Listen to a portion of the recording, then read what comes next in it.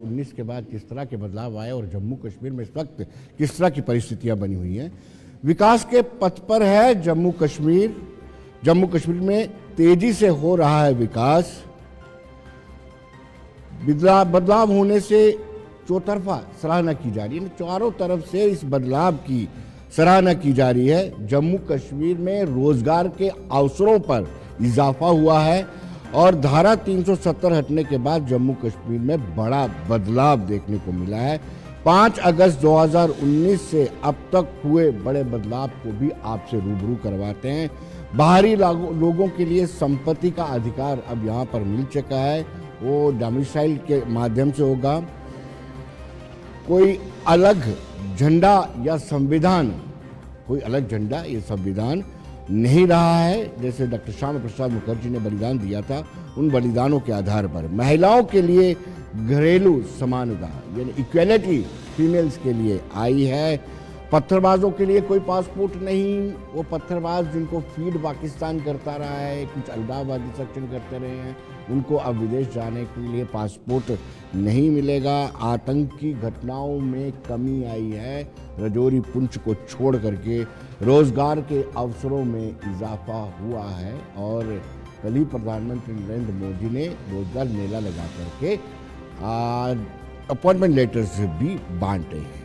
अब मैं पहुंचूंगा सीधा राजेंद्र सिंह ताज के साथ। 601 दिन हो गए हैं लगातार, 601 दिन। आप सोचिए कितना बड़ा वक्त है वो। 601 दिन से पीएचई के डेली वेजर्स लगातार हड़ताल पे हैं। ऐसी होली, दिवाली, ईद हो, गुरपुर्ब हो, क्रिसमस हो, ये सब का सब ओपन में इन्होंने देखा है। हालांकि हर एक सियासी जमात से सताए हुए हैं, हर एक सियासी जमात ने इनको तंज किया है, यातनाएं दी हैं। और ताज साहब इस बात का सबूत है, प्रतीक है कि काफी सारी चोटों के जख्म अभी भी इनकी पीठ पे और शरीर पे गड़े हुए हैं। ताज साहब आप बताएं, आपको तो किसी ऐसी जमात ने नहीं छोड़ा, लेकिन मुझे लगता है कि इस प्रधानमंत्री के विजय से आपको कुछ ना कुछ उम्मीद जरूरी है। विनोद जी शुक्रिया।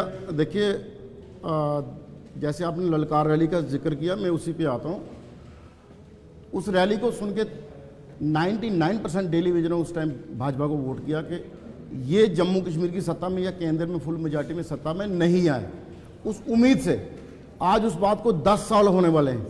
उन 10 सालों में धारा 370 टूटी और ये उनके सामने ललकार रैली में स्टेज से कहा गया था कि जम्मू कश्मीर में धारा 370 के बाद अगर कोई बड़ी समस्या है वो 60,000 डेली वेजर हैं, तो इनका मसला हल किया जाना चाहिए। और उस टाइम ये कहा गया कि जैसे सरकार बनती है पहली कैबिनेट में हम इनका मसला हल करेंगे। 2 बार केंद्र में और 1 बार पीडीपी के साथ कोalition में बीजेपी की सरकार यहां बनी जी। डायरेक्ट इनडायरेक्ट एलजी साहब भी बीजेपी के टच में हैं जी। 10 साल से हम लोग जद्दोजहद कर रहे हैं। इस प्रेजेंट पॉलिटिकल पार्टी की बात कर रहा हूं।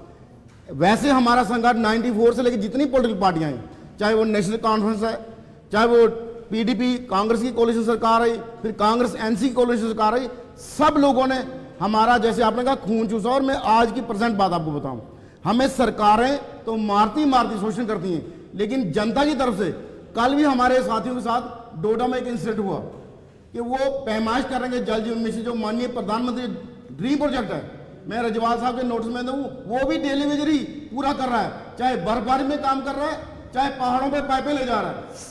हम लोगों के बगैर जम्मू कश्मीर में 1962 से 67 से जब से ये डिपार्टमेंट बना, ये फील्ड स्टाफ के बगैर कोई भी स्कीम कामयाब नहीं होती।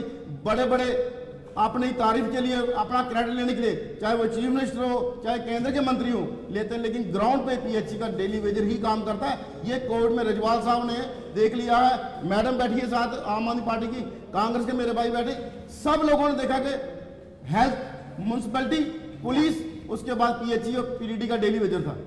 आज की डेट में क्या है कि पीडीडी के डेली वेजर की रिकमेंडेशन 550 लोगों की रेगुलेशन हो गई।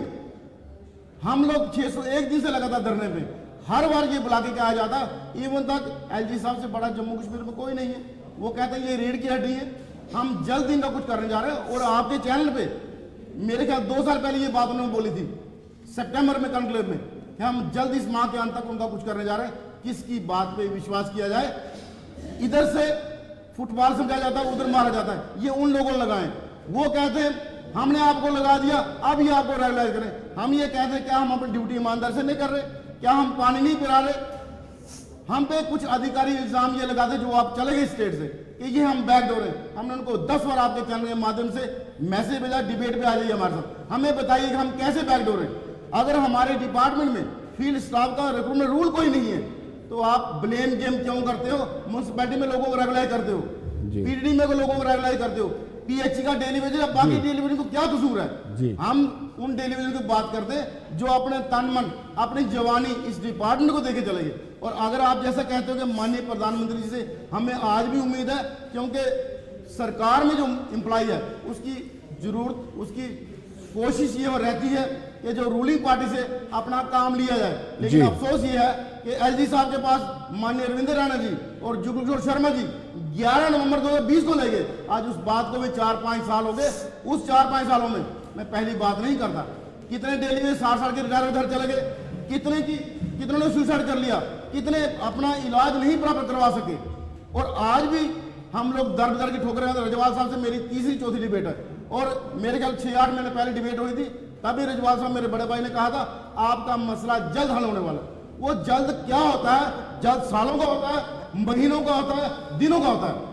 हमें रोष है, हम जो भी पॉलिटिकल पार्टी सत्ता में होती है हम उसके दरवाजे पर बार बार जाते हैं और उम्मीद करते हैं उसी से। तो माननीय प्रधानमंत्री जी अगर आ रहे हैं तो हम ये उम्मीद करेंगे, हमारे मसले से बड़ा ये इंसानी मसला है, इससे बड़ा मसला कोई नहीं है। मैं बाकी पॉलिटिकल पार्टी से भी कहूंगा कि राजभवन जाइए, दिल्ली जाइए, सब लोग जम्मू कश्मीर इकट्ठे होकर इस मसले को हल कराइए। ये आपका सुबह से शाम तक पानी पीने का काम, पानी देने का काम वो डिलीवरी करता। अगर सुबह सप्लाई एक मोहल्ले में देगा तो शाम को नहीं देगा तो उसको रजवाल साहब आपके पास बाद में आता हूँ। पहले जगदीप जी से जानना चाहूँगा। जगदीप जी, आप पत्रकार सहाफ़ी, लंबा समय आपने दिया है और मुझे भी इत्तेफाक से एम्प्लॉइज़ की कवरेज का बड़ा अवसर मिला है। लास्ट कैबिनेट थी 2014 में, नेशनल कॉन्फ्रेंस और कांग्रेस की सरकार हुआ करती थी। उस कैबिनेट में यह था कि डेली वेजर्स को रेगुलराइज करना है। ऑलमोस्ट मसौदा पूरा तैयार था, लेकिन एक तरफ था कि आप 58 से 60 साल रिटायरमेंट की एज करेंगे। वो करीब 4.25 लाख मुलाजिम थे। आपने उन 4.25 लाख मुलाजमों को अपील करने के लिए इनका गला काटा है। ये शायद मेरे साथ राजेंद्र ताज भी सहमत होंगे, लेकिन मैं आपसे जानना चाहूँगा। विनोद जी, मैं चाहूँगा चूंकि अब ये चर्चा जो है ये थोड़ी सी डिरेल हुई है, लेकिन ये बहुत मैं समझता हूँ समुचित और न्यायोचित मुद्दे पर डिरेल हुई है। और मैं आज इस मंच के माध्यम से कुछ बातें बड़ी साफ कहना चाहता हूँ। सबसे पहली बात, यहाँ तक पीएचई के भाई साहब ने अपना मर्म रखा, अपना जो आप बीती है उसको बड़ी मार्मिक ढंग से यहाँ पर रखा। And his scathing comments as he was trying to explicate clearly proves कि what kind of pain he has in his bottom of his heart, वो I could feel it। लेकिन अब मैं कुछ चीज़ें बता दूं। इन्होंने अपनी बात में सबसे पहले कहा हमें किसी से न्याय नहीं मिला। माफ़ कीजिएगा, जब आप आरोप लगाते हैं किसी भी पॉलिटिकल जमात पर तो उस वक्त आपको एक तो होमवर्क प्रॉपर होना चाहिए और आपको ये पता होना चाहिए कि अगर आप गधे का गुस्सा कम्हार पर निकालेंगे तो माफ कीजिएगा न्याय मिलना तो दूर, उल्टा जो लोग आपके साथ खड़े हैं उनको भी कहीं ना कहीं उनका भी जो मनोबल है वो कम होगा। पहली बात ये कि कांग्रेस कभी भी जम्मू कश्मीर में पूर्ण बहुमत के साथ नहीं आई, ये आपको मानना पड़ेगा। ये एक जग विदित बात है। जब कभी मौका मिला, सुनिए भाई साहब मैं आपको एक मिनट आपको रोक सकता हूँ जी। पूर्ण बहुमत की आप सरकार नहीं आती है, मान लेते हैं नहीं आई है, आपने फ्रैक्चर्ड मैंडेट मिला और फ्रैक्चर्ड मैंडेट के साथ आपने ये बनाया। लेकिन दूसरी बड़ी बात यह कि जब आपने अपनी सैलरी और पर्क बढ़ाने होते हैं तब एकदम से बढ़ जाते हैं, तब समन्वय बन जाता है, तब तालमेल बन जाता है, कोऑर्डिनेशन बन जाती है। इन बच्चों के लिए, इन लोगों के लिए आपके साथ समन्वय तालमेल। मैं जवाब दे रहा हूँ, ये विडंबना है। देखिए, मुझ जैसे बहुत सारे लोग जिन्होंने राजनीति में आने के लिए अपने करियर को दांव पे रखा और जो बड़ी पाक साफ नीयत से इस मैदान में उतरे हैं, मैं उस हवाले से एक बात आपको साफ साफ कह दूं। मैंने पहले कहा कांग्रेस को कभी भी यहां पूर्ण बहुमत की सरकार नहीं मिली, इसे मानना पड़ेगा। एक बात। दूसरी बात, अभी आप ही के मुखारबिंद से ये शब्द निकले कि मामला लगभग तय था 2014 से पहले, लास्ट में आकर अपील करने की बात आपने की। अब मैं एक चीज कहना चाहता हूं, पहली तो बात ये सिर्फ पीएचई के मुलाजिमों की बात नहीं है। अभी आपने जिक्र किया, मैं साफी रहा हूं, मैंने देखा है पीडीडी मुलाजिमों का वो दर्द, किसी का हाथ नहीं, किसी का पैर नहीं, ऑन ड्यूटी कुछ लोग जो है वो जान से भी गए। इसी तरीके से एसआरटीसी के मुलाजिम हैं, आपको अगर याद होगा जब मुबारक मंडी में डिविजनल कमिश्नर का ऑफिस होता था, उस जमाने में होमगार्ड के लोग बैठा करते थे। आज तो मुझे लगता है उनमें से बहुत सारे लोग इस फानी दुनिया को अलविदा कह चुके होंगे। तो अगर हम एक गिनती करें तो करीब करीब 1.5 लाख के करीब ये मुलाजिम बनते हैं। आज मैं यहाँ इस मंच से एक बात कहना चाहता हूँ, जहाँ तक भारतीय जनता पार्टी का सवाल है, एक बात बड़ी पारे की मानित साफ है कि सत्ता लोलुप में ये किसी भी तरीके का वादा किसी भी हद तक कर सकते हैं, लेकिन कांग्रेस की बिहाफ पे मैं आज आपको ये बात अश्योर कर रहा हूं कि अगर कांग्रेस को पूर्ण बहुमत की सरकार इस प्रदेश में मिलती है तो निश्चित तौर पर यह पहली प्राथमिकता होगी। और यहां एक और बात, अगर यहां पर कहीं लगता है किसी अस्थायी कर्मचारी के नुमाइंदे को कि इनके साथ फिर धोखा हो सकता है, तो कांग्रेस की नीयत पर सवाल नहीं होना चाहिए। कांग्रेस वो पार्टी है जो अपने दिए हुए वादे को, अपनी गारंटी को जिन जिन प्रदेशों में हमारी सरकार बनी, हमने पहले 6 महीने में पूरा करके दिखाया। माननीय राहुल गांधी जी की अगुवाई। राजेंद्र जी, आपको कांग्रेस पर ट्रस्ट है? कांग्रेस की फुल मेजोरिटी में सरकार रहेगी तो आपको न्याय मिल जाएगा? आप देखिए विनोद जी, जैसे मेरे भाई ने कहा कि हम ब्लेम नहीं कर रहे, हम हकीकत बता रहे हैं जो हमारे साथ गुजरा है। कैबिनेट सब कमेटी बनी एनसी कांग्रेस के टाइम, जिसके माननीय राठौर साहब चेयरमैन थे। श्यामला शर्मा जी जो अब भाजपा में उस कमेटी के मेंबर थे, वो पीएचई के मंत्री थे। आप ऑलमोस्ट सब चीजें सेटल कर लेते हो। और अपने लिए अगर तब मेरे ख्याल 8,000 इनकी पे थी एमएलए की 2002 में, वो 25 से बीजेपी के टाइम 60 से 80, आज कहाँ है? हम उस बात पे नहीं जाते। आप लोग जब खुद लेना पड़े लोगों को, ये सब सच तीखा होता है, सच बहुत तीखा होता है, कड़वा भी होता है। अपना दुख रो रहा हूं कि अगर आप अपनी ईगो साइड पर रखते उस टाइम तो हमारा मसला हल हो जाता। बीजेपी के एक साथी के साथ डिबेट हुई थी एक्स मिनिस्टर के साथ, उन्होंने कहा जी आप बीजेपी पे ब्लेम लगाते हो, बीजेपी जहां पूर्ण बहुमत से आएगी हम आपका काम करेंगे। भाई साहब, मेरा साथी हर 30 को एक रिटायर हो जाता है, मेरे को पूर्ण बहुमत देखते देखते लोगों को 30 साल हो गए। हर एक पार्टी अगर ये बात कहेगी हमें पूर्ण बहुमत दो, तो हम पूर्ण बहुमत के लिए नहीं है। निर्मल जी, आपके पास एक मिनट बाद के लिए हमारा इंसानी मुद्दा है। मेरे तमाम पॉलिटिकल पार्टी से रिक्वेस्ट है, मैंने किसी पे ब्लेम नहीं किया। मैंने अपना दुख 94 से लेके 2024 तक माननीय प्रधानमंत्री जी की बात भी करूं कि वो कहते हैं। चलिए तमाम लोग आपके पास फिर आएंगे, लेकिन मैं एक गजल का एक स्टैंड मुझे याद आ रहा है, वादा उतना ही करो जितना निभा सकते हो, ख्वाब पूरा जो ना हो वो ना दिखाना मुझको। आप क्यों ऐसे वादे करते हो? दिसंबर 2013 से लेकर निरंतर वादे करते आ रहे हो। 601 दिन जो इन्होंने गुजारे हैं, और बहुत सारे दिन आपके हेडक्वार्टर के बाहर गुजारे हैं, और किस तरीके से आप इनके साथ खड़े हो जाते थे, वादा करते थे, लेकिन आपकी राजभवन में रत्ती भर सुनवाई नहीं होती थी। रंजन जी, मैं ठीक कह रहा हूं ना? बिल्कुल ठीक कह रहे हैं विनोद जी। एक सिंपल सी चीज कहूं कि ये जो बात कर रहे हैं पीएचई की, ये सही है, इसमें कोई वो नहीं है। Just wait for another few days, we are expecting a big announcement from honourable prime minister. और ये जो मुद्दे की बात करते हैं, इनको ट्रस्ट नहीं है, ट्रस्ट डिफिसिट बड़ा हो चुका है। बार बार वादे किए, नहीं बार नहीं, वादे तोड़े जाते हैं और आपकी तरफ से तोड़े जाते हैं। नहीं तोड़े नहीं गए हैं, उनके ऊपर प्रॉपर तरीके से किया जाएगा। देखिए सरकारें किस तरह से चली, क्या हुआ, ये सब लोगों को मालूम है। लेकिन उसके बावजूद मैं आपको रेस्ट एश्योर करता हूं कि माननीय प्रधानमंत्री जी इसमें बहुत बड़ा अनाउंसमेंट यहां पे करेंगे। और आने वाली जो इलेक्शंस है, भारतीय जनता पार्टी की यहां पे सरकार बनने जा रही है। 50+ का जो हम टारगेट लेकर चल रहे हैं, उसमें जाने की भी आई डोंट फील के ये मुद्दा वहां तक जाएगा। उससे पहले ही इनके प्रॉब्लम्स का समाधान किया जाएगा। और हम लोग एक बड़ी अनाउंसमेंट, देखिए उसके ऊपर मैं बोलूं कि अभी कांग्रेस ने क्या किया, पीडीपी ने क्या किया, एंड सबको मालूम है कि किसने क्या किया। लेकिन तो सवाल ये उठता है कि आज की डेट में जो हमारे ये जो भाई हैं, जो सफर किए इतने सालों से, वो that should come to an end no, that should come to an end no. We are expecting कितनी देर और कब तक लोगों को मिसलीड या बरगलाते रहेंगे? आपके चीफ सेक्रेटरी, आपकी सरकार है, आपको मानना पड़ेगा, नहीं मानेंगे तो मैं साबित करके बताऊंगा कि कैसे एलजी सरकार चला रहे हैं। आपके मुख्य सचिव ये कहते रहे कि ये सारे के सारे बैकडोर हैं।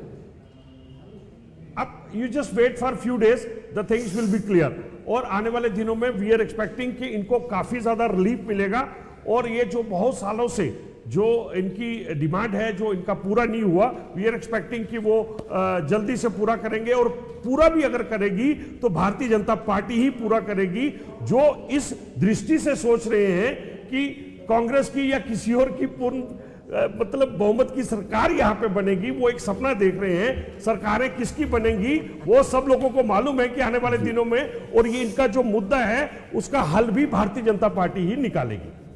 निर्मल जी, आप मुझे ये बताइए कि ये राजनीति की या वोट की राजनीति की चक्की में ये पिस रहे हैं लोग। ये चाहे तो अब भी गृह मंत्रालय के अधीन ये सरकार आती है, चाहे तो अभी भी कर सकते हैं, लेकिन ये इंतजार कर रहे हैं कब model code of conduct announce होने वाला हो, उससे पहले ठीक हम यहाँ पे घोषणाएं करें। इन घोषणाओं में इनके बहुत सारे लोग रिटायर्ड हो चुके हैं, मैंने खुद देखा हुआ इनका दर्द। इनके बच्चों की शादियां नहीं होती हैं, जब पता चलता है इनके वालिद जो हैं डेली वेजर हैं, वो पक्का होंगे नहीं होंगे। वापसी में इनको 60 साल के बाद ना ग्रेचुटी मिलनी है ना पेंशन मिलनी है। ये दुख मैंने देखा हुआ है। आपकी बात से मैं बिल्कुल सहमत हूँ विनोद जी। यान बड़ी विडंबना है कि अपने ही देश में अपनी ज़रूरतों के लिए अपनी सरकारों के आगे भीख मांगनी पड़ रही है, और बहुत इतने सालों तक बैठ के धरने दिए जा रहे हैं। क्यों? पूर्ण बहुमत से सरकार इनकी बनाई गई, और एलजी सरकार भी is led by their government ही है, तो क्यों नहीं ये सुनते? देखिए ब्यूरोक्रेट्स, मैंने जैसे कहा, बात तो ये सरकार करती है वन नेशन वन इलेक्शन की, लेकिन ज्यादातर इनके सारे नेता ऊपर से नीचे तक इलेक्शन मोड में ही रहते हैं। अब 20 तारीख को मोदी जी का आना 2024 के इलेक्शंस के लिए ही तो हो रहा है, और आएंगे यहाँ बड़े बड़े वादे करेंगे, अपने जुमले पेश करेंगे, लेकिन उन वादों में से एक भी वादा पूरा होने वाला नहीं है। नंबर 1। नंबर 2, ये जो बात कर रहे हैं एम्स की, IITs की, आप मुझे बताएं, इंफ्रास्ट्रक्चर तो इन्होंने सुपर स्पेशलिटी जो हॉस्पिटल खोला हुआ है वहां पे भी है, बट मैं आपको बता दूं, मैं पर्सनली एक बार अपने MRI के लिए गई, 3 करोड़ की मशीन ऐसे ही पड़ी हुई है, उसको चलाने वाला कोई नहीं है, not even a single person who is eligible to operate that machine.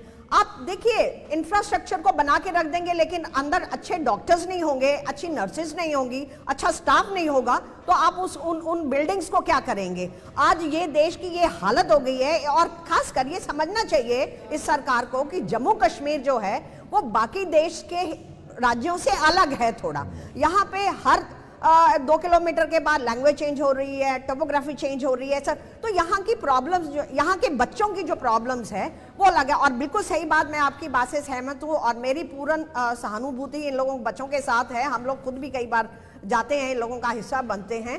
देखिए क्यों, मैं जैसे पहले भी कहा कि क्यों हमारे को अपने ही देश में अपनी सरकार से, जिसको हमने वोट दिए हुए हैं, उसके आगे हर चीज के लिए भीख मांगनी पड़ती है। और ये लोग तभी बड़े बड़े वादे करते हैं जब इलेक्शंस आते हैं, इलेक्शन से पहले इन्हें कुछ याद नहीं आता जी। और आप क्यों, अगर यहाँ पे पार्लियामेंट के इलेक्शंस हो सकते हैं, मेंबर ऑफ पार्लियामेंट के इलेक्शंस हो सकते हैं, तो आप मुझे बताएं, आज इस स्टेट की वो हालत है, यहाँ पे सरपंच नहीं है, यहाँ पंच नहीं है, जो यहाँ पे म्यूनिसिपैलिटी के इलेक्शंस नहीं है, छोटे छोटे इलेक्शंस के लिए अगर यहाँ पे माहौल ठीक नहीं है, तो आपको लगता है कि यहाँ पे MP के इलेक्शंस के लिए माहौल ठीक है? हमारी असेंबली को इतने 5-6 साल हो गए, असेंबली नहीं है, अपना रिप्रेजेंटेटिव होता है। जगदीप जी, आपने भी एक प्रलोभन दे दिया, एक और प्रलोभन आपने दे दिया इनको, डेली वेजर्स को। आपने कहा कि हमारी पूर्ण बहुमत वाली सरकार जब आएगी, और आप ही दावा करते हैं कि 370 के ऐसे हमने डिल्यूट किया है, आप सोच भी नहीं सकते। करते ना आप दावा कि 370 अब मरा हुआ सांप रह गया था, जिसको भाजपा ने हटाया है, बाकी सारे प्रावधान आपने हटा दिए। क्या इन डेली वेजर्स को रेगुलराइज नहीं कर सकते थे?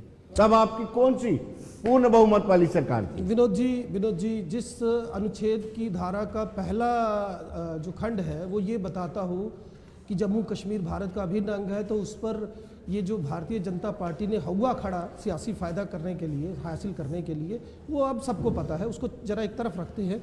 अब मैं थोड़ा सा ना जरा मुद्दे पे आना चाहूँगा।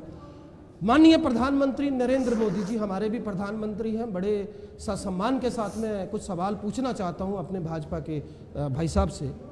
पहली तो बात, ये पहले प्रधानमंत्री हैं मेरी नज़र में जिन्होंने प्रधानमंत्री पद की गरिमा को ताक पर रखते हुए जिस अंदाज से चुनाव प्रचार में शिरकत की है सत्ता में आने के बाद से, वो भी एक रिकॉर्ड है। अब जरा आ जाते हैं हम पिछली रैली पर, चूंकि वो मेरे अपने विधानसभा क्षेत्र में हुई, पल्ली में हुई।